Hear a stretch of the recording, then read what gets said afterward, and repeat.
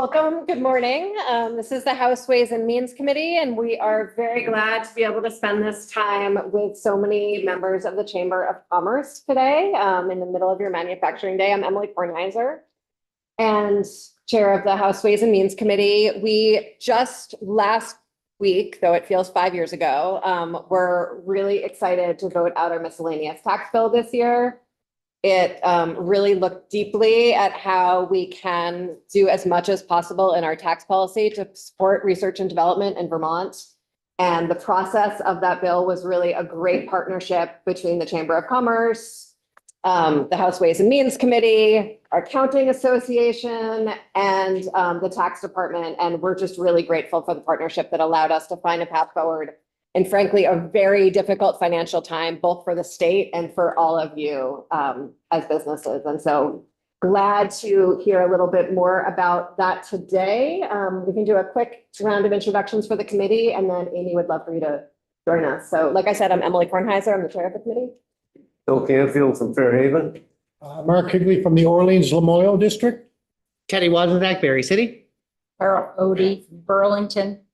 Bridget Burkhart, I represent South Burlington and Williston. And I'm Carolyn Brannigan from Franklin County. Jim Massam, Deborah Sharon Stratford, Norwich. For your information, also I've been on GMEDC for a long period of time. Nicole Holcomb, Sharon District in the Upper Valley. Woodman Page, Newport. Charlie Kimball representing Woodstock, Reading, and Plymouth. It's also on GMEDC and VEPSI, but we'll talk about I was also on Pepsi. it. Oh, there we go. Amy, thank you so much. Thank you very much. I appreciate you coming down from your committee room. I know you have a very full schedule today with education and time is precious. So Very thrilled with the field trip. Thank you. I'm glad to give you a field trip opportunity. So thank you, Chair Kornheiser. Thank you to the members of the Ways and Means Committee for your time today. For the record, my name is Amy Spear. I'm president of the Vermont Chamber of Commerce.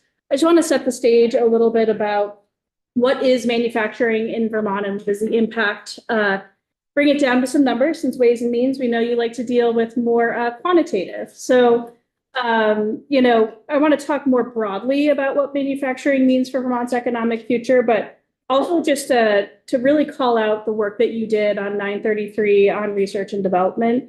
The data that we're going to show in a few moments is sourced by the Vermont Futures Project from a number of federal sources and others. It reflects where our economy is today, and it's signaling about our trajectory, because ultimately economic outcomes, as this committee knows, they really are the result of policy debates. Manufacturing is a major economic engine and brings in new money to our state. Manufacturing remains one of the largest contributors to Vermont's economy at over 3.3 billion in GDP and about 7% of our economy. But here's the key distinction. Manufacturing brings in new money into Vermont. It exports, it competes globally, and it grows the economic pie, rather than recycling dollars that are already within our system. When we look, where are we 10 years in review? We are losing ground relative to other sectors in our state. Manufacturing has grown over the past decade, but not at the same pace as other sectors, which means over time, it becomes a smaller share of our economy. And that matters because the sectors that scale and export are the ones that drive long-term growth for our state. Looking at the jobs report, manufacturing supports about 27,000 jobs in Vermont, or about 8% of total employment. It's an industry present in every region of the state, including both rural and urban economies. I think we have manufacturers from every corner of the state here today. So again, thank you for your time, and thank you to all the manufacturers that have joined us today. When we look at, where is Vermont moving for manufacturing, the data becomes a little bit more urgent. Vermont manufacturing employment has declined 11.3% since 2020. We're also only a small number of states projected to continue to see a decline. I also want to point out that we reached where we thought we would be in 10 years already. So investing in things like research and development, which is primarily salaries, is really important for bolstering our manufacturing sector. So it's not just a trend, it's a signal, and your policy decisions such as R&D are going to really support this industry. Wage growth comes from scaling businesses. This slide shows something important. As firms grow, wages grow, and the industries where we're seeing the strongest wage growth are those that can scale, export, and compete beyond Vermont. And manufacturing really sits at the center of that. So if we want wages to grow, we need to focus on how we scale businesses that are growing the wages. I think some of you have probably seen this before during your committee deliberation. Innovation drives economic strength, and we're behind, but we're going to see gains there, I think, now. This is one of the clearest indicators of future economic growth. Across the US, about 3.4% of GDP is invested in research and development. In leading states like Massachusetts, that number exceeds 9%. Vermont sits at 2.22%. Innovation investment strongly correlates with economic strength. So R&D is not just a metric, it's another important signal. It tells us where companies invest and where innovation happens and growth follows. The states that lead here have made intentional policy choices like the one that Vermont is making right now. Vermont has grown at a quicker rate than some of the other innovation states, so there's demand for research and development here. So I'm excited to see where we go when we're unlocking those economic tools for our manufacturers. Competitiveness matters in manufacturing. So growth doesn't happen in a vacuum. It happens within a policy environment. And right now, we're among the highest states in the country for taxes per capita. So investments in things like the R&D state tax credit to give tools to businesses to have in their tool belt, or moving to immediate expensing for small businesses and staying on the amortization schedule for large businesses. Those are important tools to have when we're looking at our comprehensive environment. So I want to be very brief here, which is why I was moving quickly, because today is really about the manufacturers that are in the room and hearing their story and why this is important. So I will stop there. Thank you, Amy. Thank you. I think next up we have Nicholas Day from Chroma. Fantastic business down my way. Glad to have you here.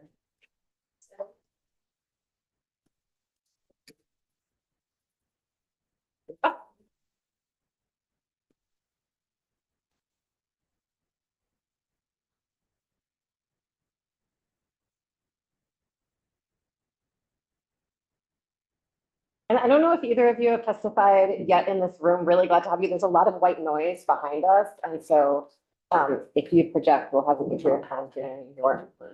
My name is Nicholas Day. I'm from Chroma Technology. Can you hear me all right? Okay. Maybe a little more projecting. Maybe a little more projecting. All right. I'm an engineering manager at Chroma Technology. I'm here with our Chief Technology Officer and Chief Operations Officer, Janet Bombardier. I originally planned to testify in support of the R&D tax credit expansion. Was very happy to learn that that was advanced on Monday. That was Bill H933. So now I'm here to keep it simple and thank you for that and explain a little bit about Chroma Technology and what that R&D tax credit means for us and for our Vermont community. Who is Chroma? Chroma is a 100% employee-owned advanced manufacturing company located in one of the poorest locations in Vermont, in Bellows Falls. We're proud to offer good jobs to Vermonters, to be part of the contributions that were just described from manufacturing in Vermont, including, I think it was 7.3% of the GDP and roughly 8% of employment. Using technologies similar to those used at Global Foundries to make microchips, Chroma makes optical filters. Optical filters are, to you and I, look like colored pieces of glass. This is a rather large one. We make a lot of very small ones. But these colored pieces of glass transmit specific colors of light and block the colors of light that you don't want for your application in microscopes or telescopes or consumer products. That allows you to see the details in the tiniest cell in a microscope or the largest galaxies through a telescope. If any of you happen to have had a PCR test during the pandemic, you almost surely benefited from a Chroma filter in the device that ran the test. We have sales offices in China, Japan, Germany, and throughout the US, but 100% of our manufacturing takes place right here in Vermont. We have 145 employees, and after a year of employment at Chroma, employees also become shareholders in the company. So we call each other employee owners. As an employee-owned company, we provide ourselves with generous healthcare, retirement savings, and profit sharing. Chroma has been one of Vermont's best places to work for 7 years running. A bit about R&D now at Chroma and the impact on Vermont. We started down in Brattleboro 35 years ago, and our early success was built on the idea that computers and automation could allow more complex optical filters than was possible ever before. That's to say, right from the start, Chroma's success was based on innovation that allowed us to do things other people couldn't do, or do things better than they were able to do them. During the pandemic, Chroma crossed the $40 million revenue mark. Our sales and our competition is global. We are one of the next net exporters, as was referred to earlier about manufacturing in Vermont. So we bring in that new money to the state. We're competing head to head, not just against other American companies, but those from Asia and from Europe. Like us, those companies are adept at advanced manufacturing, but they often benefit from significant government support and from much cheaper labor markets. So that's who we're competing against when we are net exporters. As you have recognized, R&D is essential to this global competition. The cost structure in Vermont does not allow companies to compete head-to-head on commodity products. Our labor costs and availability, energy costs, and tax structure are all significant economic factors when running a profitable, globally competitive business. Vermont companies must offer something better in order to win that business, and innovation is that differentiator. For Vermont, an investment in R&D is an investment in the future. R&D is essential for Vermont companies to remain competitive in local, national, and, as I was just talking about, international markets. If you're not innovating, you are dying. For newer or smaller businesses, it can be challenging to build the habits and the processes needed for continual R&D. So these tax credits encourage companies to build the programs and the good habits that are needed for regular R&D just to be part of the ongoing business. So a great motivator, I'd say, for smaller Vermont companies. For Chroma specifically, these represent a meaningful increase in the motivation to continually invest in R&D. The proposed increases come close to supporting another full-time hire for us. So that means we don't have to choose between the R&D and innovation and the employment growth that we need for the immediate business growth. The expansion in tax credits can also tip the scales between taking on higher risk, higher reward R&D and playing it safe and doing something simpler, lower risk, but also lower payoff. Chroma's greatest R&D cost is labor. So R&D tax credits are putting money directly into Vermont employees' pockets, but running through a company to make that company more innovative or more efficient along the way. So in that way, I see this as a win-win-win for the state, for its companies, and for Vermont residents. So thank you for your support on that bill, the R&D tax credit expansion, for taking the time to speak with the manufacturers today. Your support for this bill is an investment in the future. It will have tangible benefits for Vermont and for me and my fellow employee owners. I also want to thank Megan Sullivan, Amy Spear, Andrew Lurch, and all the rest of the team at the Chamber of Commerce for help putting this day together. Any Questions? questions?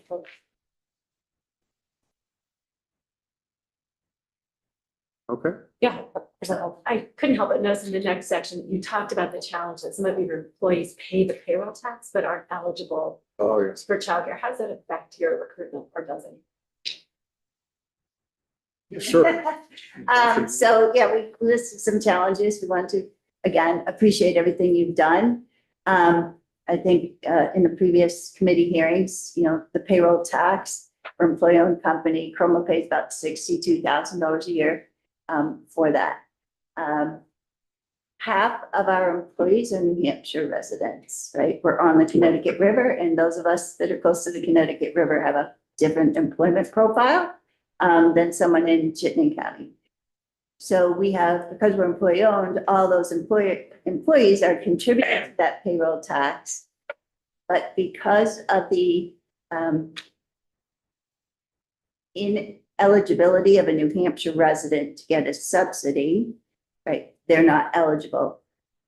Should that money be more equitable in ensuring childcare spaces, which we are in full support of, that would be a good thing. But we don't have good equity in childcare space development across the state of Vermont. So I think it is an added expense. Not sure it's doing what we're all hoping it would do in terms of creating spaces, but I do think we have to take into account that these employees, even though they're from New Hampshire, are contributing to this. And if this is to help employers, we should think about those of us on the Connecticut River and how best to allocate those dollars, and certainly not increase them. Some of the other big concerns that some of the members know about energy. We're very proud of our energy work. We, over the last 4 years, we reduced our energy usage by 23%. As many of the manufacturers in the room, we have really large electric bills. I would imagine Chroma's on the small side at $500,000 a year. Just with the most recent increase we received, we now pay more per month than we've ever paid, even with that 23% reduction. And of that $500,000 bill, $77,000 of it, or think about it as 2 months of our bill, go to fees and taxes on that bill, not on the actual kilowatt hour charges. So these are big challenges for all of us in manufacturing, but particularly us that use a lot of energy to make things. So that is definitely a huge headwind for all of us and very difficult to contain those kind of expenses when you're particularly if you're competing globally. Thank you. Yeah, Representative. Thank you. You mentioned in your document that Veggie helped you to get started, but you also asked for the program to continue. How do you see it helping you going forward? Yeah, to be clear, it wasn't at the start of Chroma, but Chroma expanded our current manufacturing facility, doubling our footprint. And I wasn't directly involved at the time, but my understanding is Veggie played an important role in that expansion and helping us with capital equipment costs as we helped grow the business, filling in the manufacturing space that we had built there. Thankfully, as we expanded, we did leave enough room for continued expansion.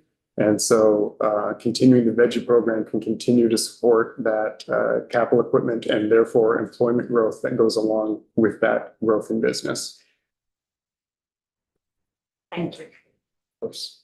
Representative. What keeps you in Vermont? What keeps us in Vermont?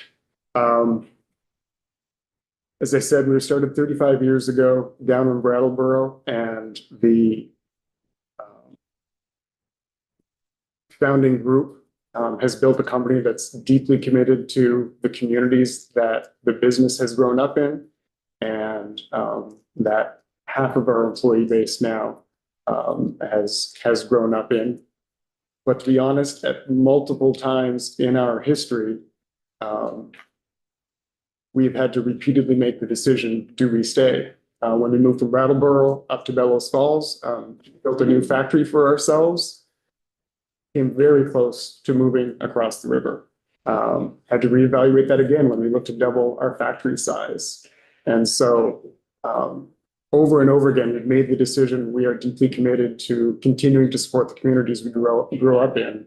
But as a business struggling to stay alive, that does continually need to be reevaluated as we look at where do we need to expand next.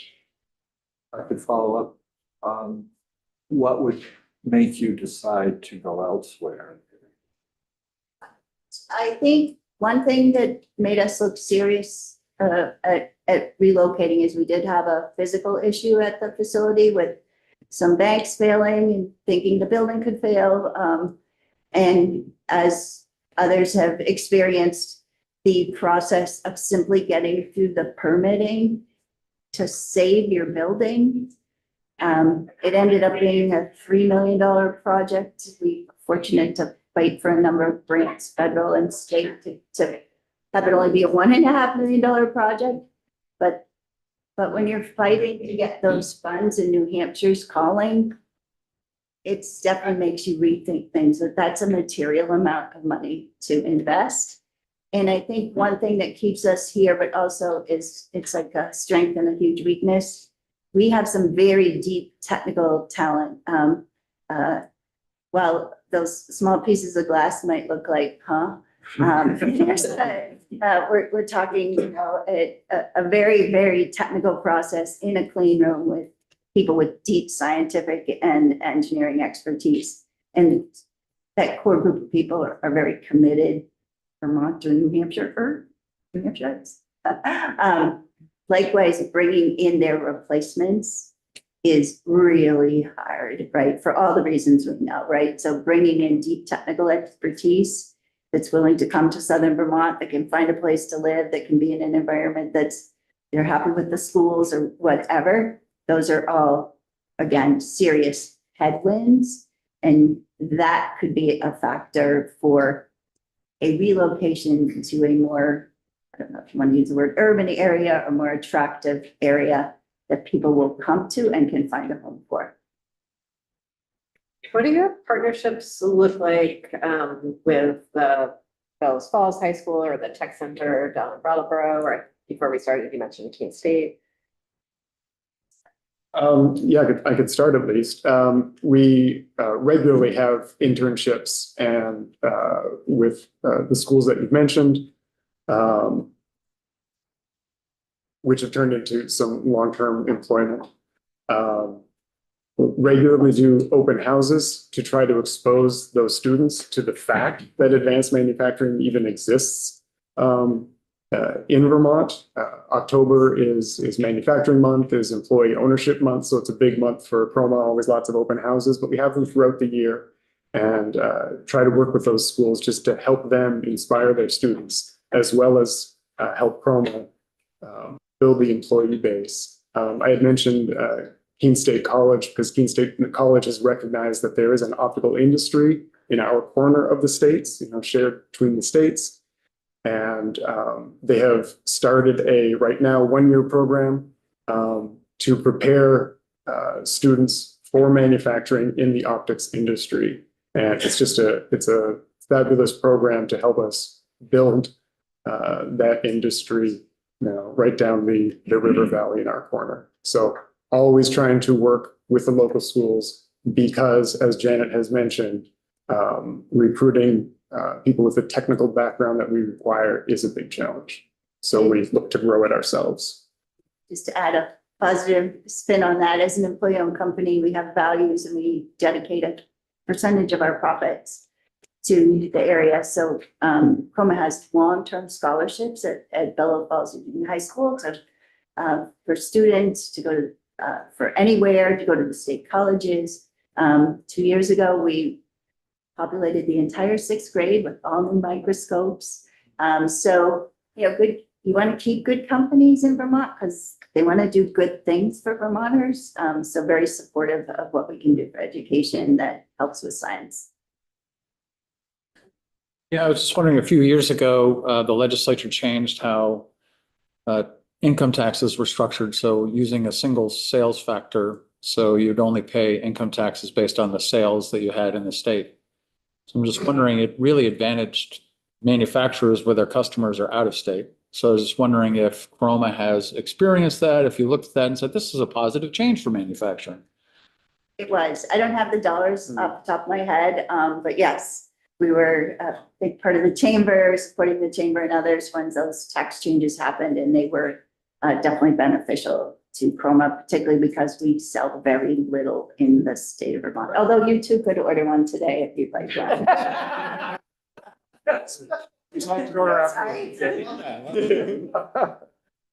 Thank you. Thank you for asking. So we just heard about a pro with taxes and another happiness with H 933. And we did hear about the fees and taxes on the energy bill and also the permit process situation. What do you think helps your employees with, in terms of our tax policy in Vermont? And what are some cons?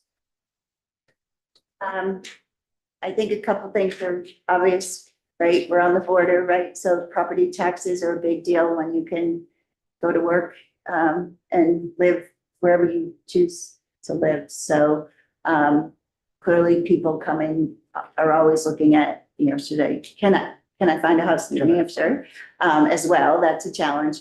But is it overall more beneficial for me to live there than in Vermont?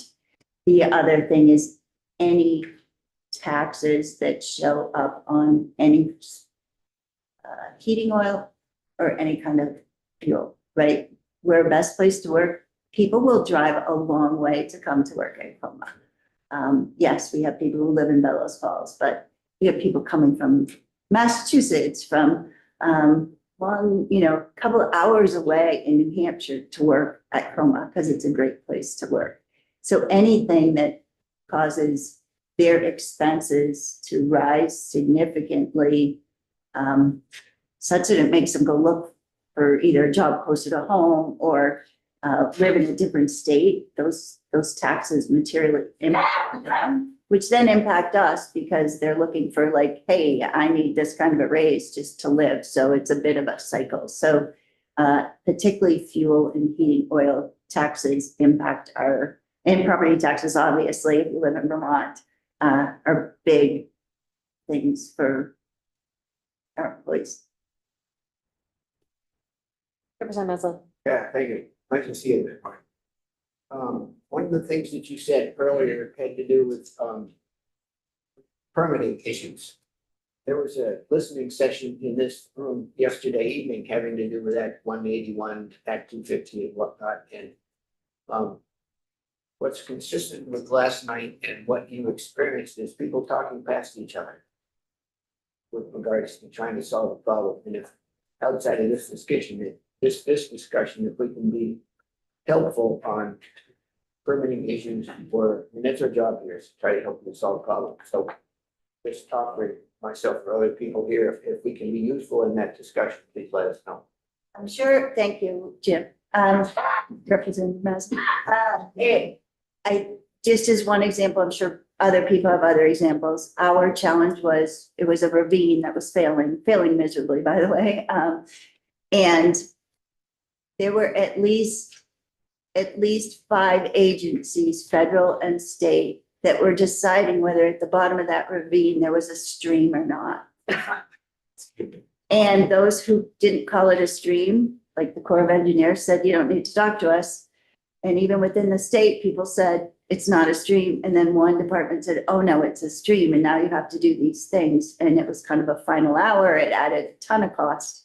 And that in and of itself added stress, money, time, and it was a bit of, we did it to ourselves. So we have shared our frustration and requests that some of those things not be in multiple departments, but it's things like that that are become very, very challenging in addition to just, you know, doing the right thing, right? But to get conflicting information is very difficult.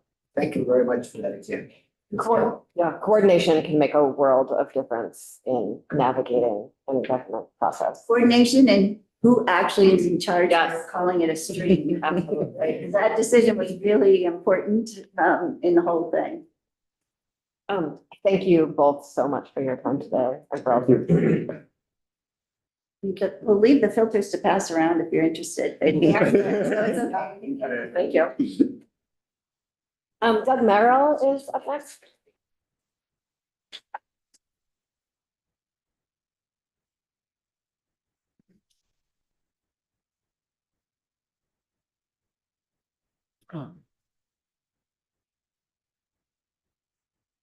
Can you hear me? Yeah, thank you so much for joining us. Okay, great. Well, thanks for having me. I really appreciate the opportunity to testify today. I'll introduce myself. I'm Doug Merrill. I'm currently the Regional Innovation Officer and the Director of the Vermont Gallium Nitride Tech Hub at the University of Vermont. Say that again, more slowly. Vermont. I talk fast and I appreciate it when you say. So I work for the University of Vermont, and my role there is as the Regional Innovation Officer, and I'm the Director of the Vermont Gallium Nitride Hub, which is a consortium of that University of Vermont, Global Foundries, and the state of Vermont came together to form. And I'll talk a little bit more Can you about. say what VGAN stands for? Well, so VGAN is the Vermont Gallium Nitride Tech Hub. Gallium nitride. Yes. Okay. And I'll get a little bit more into that in here. My background is, while I work at UVM now, I'm not an academic. I've spent over 3 decades in manufacturing. First with GE, I came to Vermont 21 years ago, was the Director of Operations for Husky Injection Molding. And have since been in executive roles at Dynapower and Semiprobe and a few other firms. So manufacturing is near and dear to my heart, and it's part of the reason that UVM asked me to join them 2.5 years ago when they were awarded this Tech Hub designation by the Department of Commerce. I'll start off a little bit by going through the Tech Hub. We are one of 31 federal tech hubs across the nation. And our Tech Hub is focused on attracting firms that are designing devices that use gallium nitride semiconductor devices. Why do we want to use gallium nitride? Because it conducts electricity about 10 times more efficiently than silicon. And it also turns on and off about 10 times more efficiently. So it's really important in energy applications, battery chargers, electric motors, inverters, things like that. Communications, so cell phone amplifiers, radios, and radar. And I've got 2 or 3 slides here that we used to try to secure funding from the federal government. And we submitted these in February. So these are 3 or 4 slides that give an overview of what we're doing.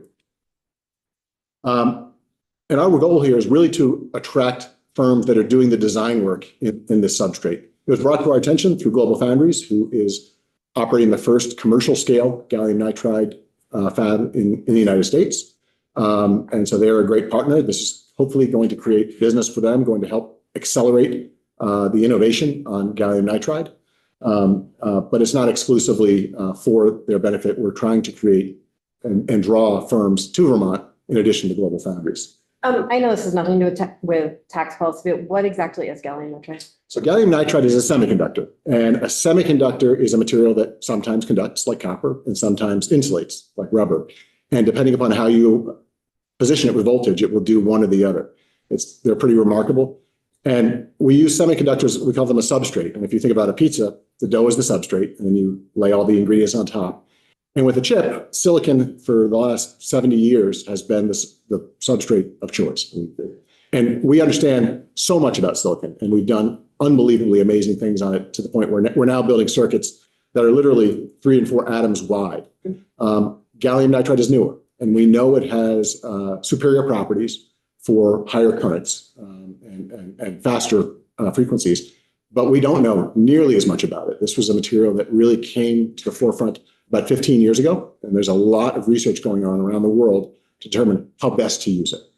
Almost all of us have a little bit of gallium nitride now because the first application was blue LEDs. So if you have anything that multicolored LEDs, you bought for your kid's dorm room or something like that, that was the first application. The second is really in small power conversion devices. So if you bought a cell phone in the past 5 years, you may have noticed the little puck got smaller and your phone charges faster. You can thank gallium nitride for that. Is it naturally occurring, or is this a man-made substance? So gallium is naturally occurring. Gallium nitride is man-made. So it's a compound. Our overall goal with trying to draw people and corporations to Vermont is to offer the tools that these companies need to develop new applications at well under market rates. And there are three projects we've proposed. The first is a software design center. The software is extraordinarily expensive for these developers, about $300,000 to $400,000 per year per person. We have established relationships with 3 of the 4 national leaders in this design software to offer this software at well under market rates, like down to 10% of market rates to small companies working on gallium nitride. The University of Vermont is going to build a computing center to host this software and provide the cybersecurity infrastructure needed for small companies to run this software. The second is a production and prototyping center. We've partnered with the Northeast Microelectronics Coalition and MIT Nano to basically offer a concierge service for developers to help them figure out how to actually build these devices. And then the final is a test and characterization lab opening in South Carolina so that these entrepreneurs can then have these devices tested at very rates in a short period of time. We've also proposed a workforce development program to make sure we have the training workforce available for companies that are taking advantage of this. Hebert, she's right there. She was the architect of our program for this, has done a great job. What would the impacts be? We're expecting over the next 5 years about 700 engineers and operators and technicians trained, certified technicians trained. We're expecting to bring at least 14 new companies or offices of those companies to the region and build a design ecosystem that really complements GlobalFoundries' presence here. They're an incredibly important economic driver in our state, and we'd like to do our part to make sure that A, they remain that way, and B, that sort of prosperity is shared across the state. Nationally, the reason that we're asking the federal government to invest in this is because it allows us to have control of the technology that builds the best, most effective radar systems in the world, smaller and cheaper communications devices, and more efficient power supplies for data centers, electric vehicles, and things like that. We've had some early wins and real commitment. So in the state of Vermont, the main reason I want to be here is to thank the state and you all for the support you've given us so far. As some of you might know, we were not funded in 2025 when they made their first round. We received funding in the second round in January 2024. 2025, we received funding, and then in May, it was rescinded by the federal government. Very disappointing. But we got a lot of very good feedback, and some of it was, we need more commitment from your local partners. And the state stepped up and provided $750,000 in funding for Vermont businesses to take the designs they develop and get them built. And $750,000 is a lot of money in the state of Vermont. In the semiconductor world, it may not seem like a lot, but it really makes a difference for these small companies. What it's done so far is it actually made a big difference for us in going to our other partners like GlobalFoundries and saying, we need a similar. And we were successful. We did get $750,000 from GlobalFoundries. We're very grateful to them. And that really got the attention of the Economic Development Administration in DC. And it said, this isn't just a UVM idea. This is something that the state and their local industrial partners really want to have happen. The Northeast Microelectronics Coalition also stepped up and funded our characterization lab. So we got $3.5 million from them to start building that right now. We're not waiting until we hear back from EDA. And so we've really had some great traction. And our phase two proposal went in February for our full implementation funding. We should hear back sometime in April here. So any day now. It's a $27 million grant request. We're optimistic that it's going to be looked at pretty favorably. And so we're really excited about it. And so I wanted to talk a little bit with that background. Any questions about the Tech Hub itself? Because I spent some time talking to some of our members yesterday about like what they'd want me to convey. So where would you like to go? Representative Melton. It was convenient in your talk. Could you talk a little bit more about your partnership with UVM and how that works for workforce development, but fit it in? Okay, sure. So the state $750,000 was incredibly impactful. I've talked with, we have, slide, I guess it got cut off. So I had a slide that listed our members that are here in Vermont, and I can probably do it from memory. And that impacts all of this. So we've got large members like GlobalFoundries, who you all know, I assume. We've got smaller members like Rugged Micropower in Burlington, Vermont. They were founded by a gentleman that came here with Benchmark Space, also in Burlington, and noticed a gap in the marketplace for electrical components on satellites, and looked at what was happening in the industry, particularly gallium nitride, and said, there is a business here. I can create a power management device on a chip for the small sat business. And that's what he's doing. And that $50,000 to him is going to be incredibly meaningful. we're trying to attract firms to Vermont. We realized initially that initially you had to be in Vermont to get any benefit from the Tech Hub. We've now changed that a little bit to say that the biggest benefits happen if you're in Vermont, but if you're in New England or New York, you get some benefits. And if you're in the rest of the country, you get a little benefit, but not much. And the goal here is to give people around the country sort of a taste of what they could get from our resources, and then realize it would be a lot cheaper if I did the design work here in Vermont. And that's what we are really lobbying for, is bring your design work here. Or if you don't want to do that, hire the design companies that are here. So we have Green Mountain Semiconductors, ASIC North, Marvell. They all do semiconductor design work. And if you have a company that's not in Vermont, but you want to take advantage of these, hire them, and they can take advantage and bring that cost advantage to your product. We're seeing a lot of competition, and I'm talking with Paul at Rugged Micropower. He is looking at programs available in Massachusetts, and so the Mass Tech Collaborative offers like up to $500,000 in grants to their companies. And if you think about the size of the state, the size of this, I mean, we're offering $50,000 grants from the $750,000 you gave us, and it's making it sort of a difficult decision for people like that, which is good. We want it to be difficult. We have a great relationship with Mass Tech, and we're both looking about, we're trying to find ways where we can both benefit. And so companies may have a presence in both locations and both benefit. The more we get into this, the more we realize in the semiconductor world that the dollars are so big that we really have to work with our regional partners. And so we're having great collaborations now with MIT, UMass Lowell, Dartmouth, to find out how do we not build duplicate resources, how do we support each other's entrepreneurs and make sure they all know what's available across the region. And that we're seeing a lot of success. It's a long road. These things don't happen quickly. And I'm almost certain now that our original version of this program will not be successful. We've kind of moved on. But I'm quite certain now that we will be successful. It's going to morph, and we will see semiconductor development growing pretty substantially here in Vermont and New England.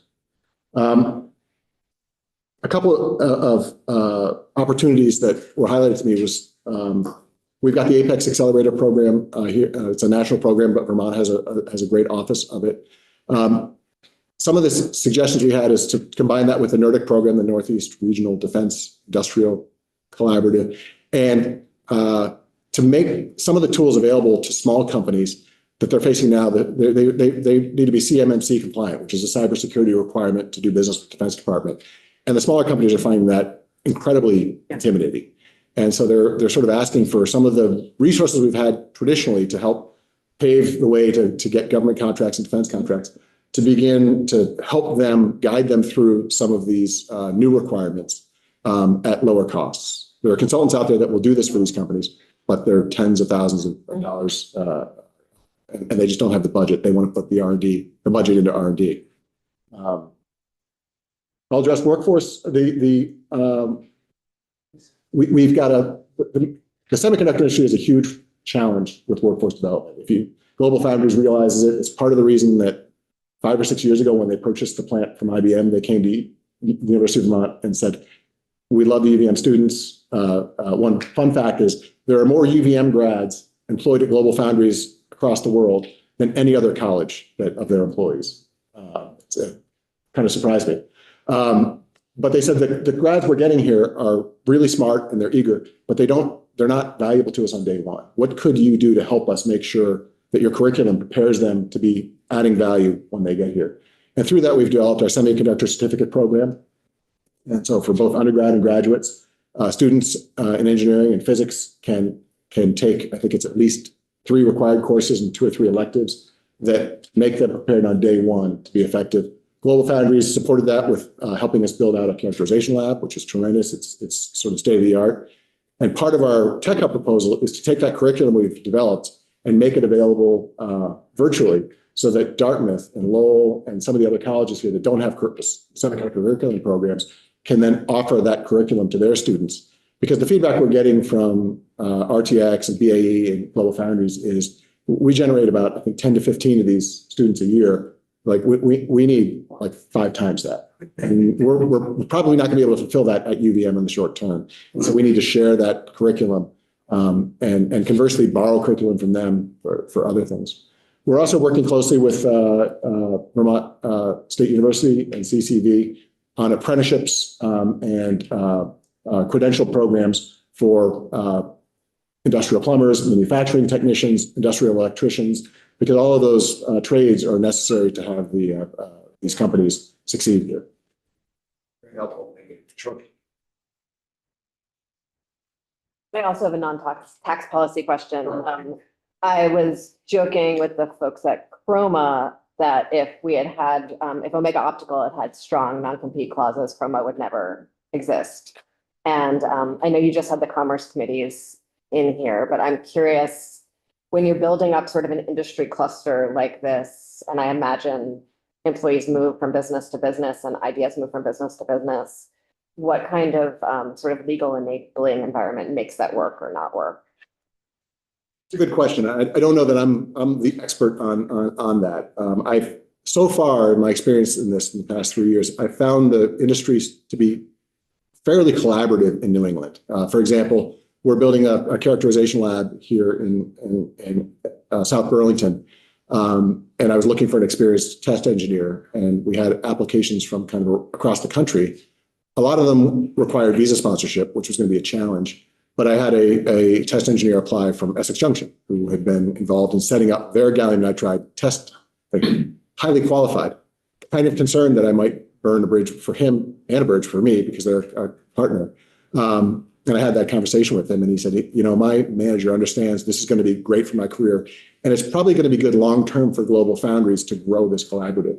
And I said, okay, I'll take your word for it. And he was totally right. And they have given them to us with their blessing. And it's been tremendous. And it was a little setback for them. They lost a valuable engineer, but they believe that this is going to be good for the region. In the long term, it'll be good for Global Foundries. I'm sure I could find examples where people weren't as generous or open-minded. But in general, I found that people here are pretty willing to cooperate across New England. I appreciate that. Thank you. Sure. Yes. Are you able to access in this part SBIR grants and other things from the federal government besides the one from the EDA? So we pursued a number of different grants. We pursued some build to scale grants, which we weren't awarded. They canceled that program. We're in the process of some, I believe NSF is the funding agency. And it's a microelectronics training workforce development node program, a national node program. So we're in the process of applying for grants from a number of different organizations. SBIRs don't apply to the Tech Hub because we're not actually making a product, but our members do. So Paul Shepard has received SBIR grants. University of Vermont supports small businesses that are pursuing SBIR grants, for grants. Yeah. So yes. Thank you. Sure. Thank you so very much for your time today. And thank you everyone for hosting our committee. I look forward to coming back in a year or two to report on the progress of the $750,000 and give you examples of the products that they enabled. So We would love that. Thank you so much. thank you. It's probably your work.